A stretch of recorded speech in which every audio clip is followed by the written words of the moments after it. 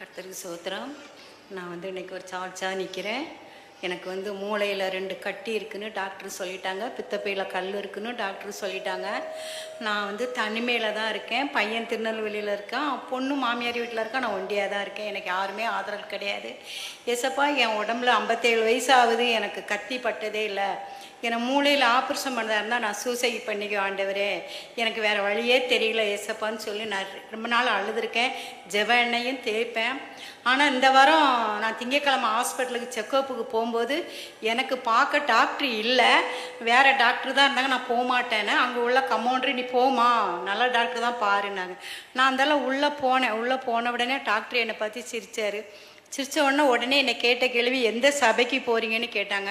நான் சின்னமலை சபைக்கு, மோகன் பாஸ்டர் சபைக்கு நான் போகிறேன்னு. அவர் ரொம்ப சந்தோஷப்பட்டார். உங்களுக்கு என்ன பிரச்சனைனாரு? தலையில் கட்டி இருக்குது அப்படின்னு சொன்னி. இல்லையா, ஒன்றுமே இல்லையா, உங்களுக்கு வயிற்றுலேயும் எந்த பிரச்சனையும் இல்லை அப்படின்னு கர்த்தர் சொல்லிட்டேன். உனக்கு ஆப்ரேஷன் பண்ண வேண்டியதெல்லாம் இல்லைம்மா, நீ நார்மலாக தான் இருக்க, மாத்திரை எதுவும் நீ எடுக்க வேணாம் அப்படின்னு சொல்லிட்டாங்க. எனக்கு பித்தப்பையில் கல் இருக்குது, அதையும் டாக்டர் ஆப்ரேஷன் பண்ண வேணாம்னு சொல்லிட்டார்.